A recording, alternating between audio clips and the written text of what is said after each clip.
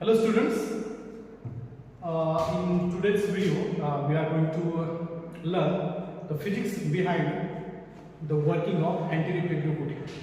Anti-reflective coatings are mostly used to reduce the intensity of reflected light wherever is the necessary.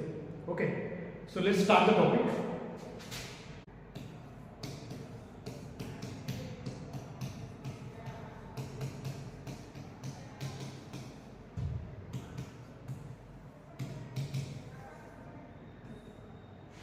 Such type of coatings are made over the glasses, or we can say on the windshields, on the lenses, because there we don't want any kind of intensity of reflected light. Okay, so basically, suppose this is a glass surface.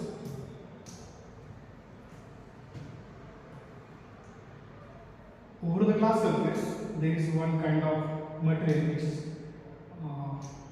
deposited, the special kind of material. For example, the material is MgF2. This is glass, and there is air. Okay, why MgF2 is used? There is a reason behind that. Because the refractive index of MgF2 is 1.3. The refractive index of air is 1 and the refractive index of glass is 1.5. So if we compare these two mediums, air and MgF2, we can say the MgF2 is denser because the refractive index of MgF2 is higher. If you consider these two materials, MgF2 and glass, then we can say the glass is denser because the refractive index of glass is higher than the magnesium chloride. Let's consider the incident light ray.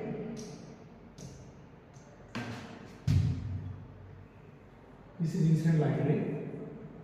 So there is partial reflection from the top surface of MgF2 in this direction.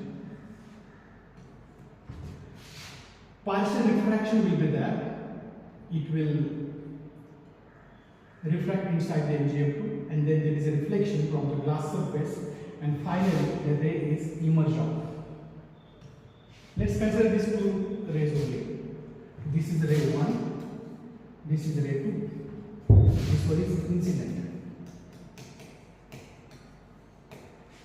Okay, now we have to study the interference going to occur between these two rays. So there is one equation for path difference in case of reflected light.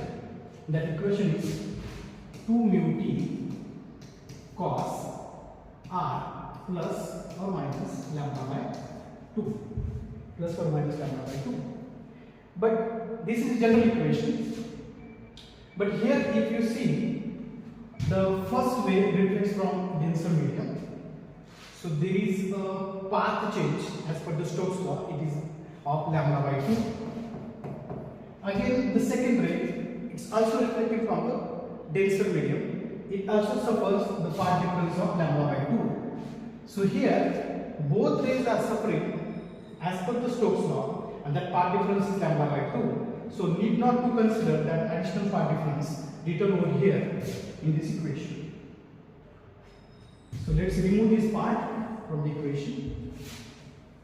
So what is left in the equation? That is delta is equal to 2 mu t cos r. Here delta is path difference, mu is the refractive index of the MgF2, t is what? The thickness of the MgF2. In this case, the thickness is also special, and that thickness is lambda dash by 4. Lambda dash by 4. So what is lambda dash? Lambda dash is wavelength of light in MgF2, for example. MgF2 stands for magnesium chloride. Okay. And mu is what? Mu is a refractive index. refractive index is nothing but mu. And there is one special formula to find out the refractive index, and that is lambda by lambda dash.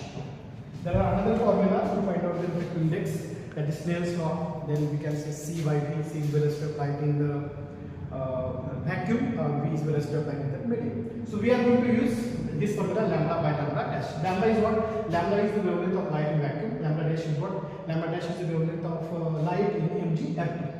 So we got two values. The one is of thickness, another one is of refractive index. Okay. Next. So we have to put these values in the equation. Here delta is what? Path difference.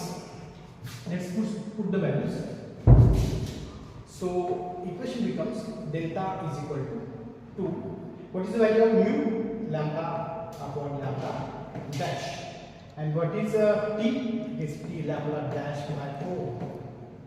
And then there is a cos r. Cos r. What is r? Angle of refraction. Angle of refraction. If we consider the normal incidence, then we say that the I is equal to r is equal to 0.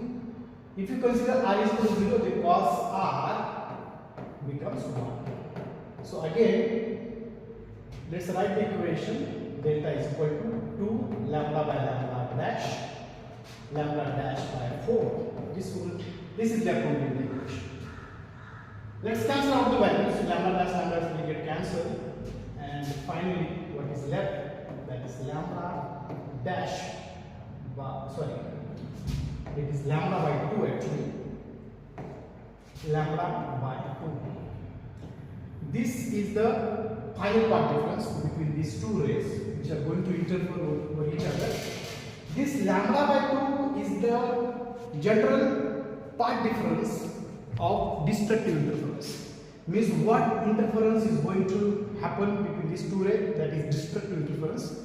In destructive interference, intensity is reduced. Intensity is reduced because waves are meeting each other in outer phase like this. Like this. And if the amplitude of two waves are same, then we don't get anything as a result. Or we can say light plus light is equal to dark.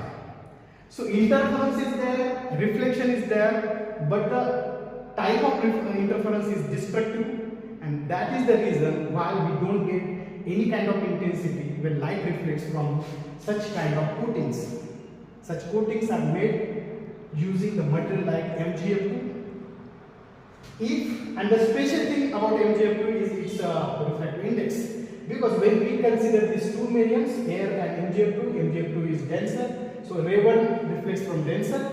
If you consider these two mediums, MgF2 and glass, then we can say again the ray 2 reflects from denser, not a single ray is reflecting from rarer medium. And that's why we get this condition. And here we learn that how the antireflective coatings are work and what is the physics behind the antireflective coatings. Thank you so much for watching.